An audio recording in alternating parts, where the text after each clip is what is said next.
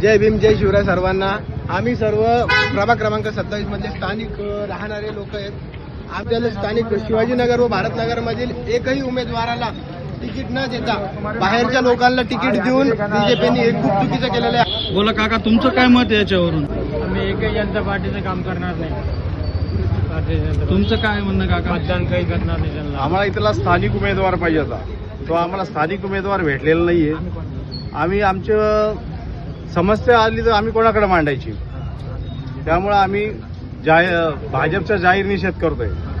स्थानिक लोकांना तिकीट न देता बाहेरच्या लोकांना तिकीट दिलंय। उद्या जाऊन काही जर अडीअडचणी असल्या, काही प्रॉब्लेम असल्या तर आम्ही यांना का 4 वर्ष शोधत बसायचं का? आम्हाला आमचा स्थानिक उमेदवार पाहिजे। भाजपाने हे योग्य नाही केलं।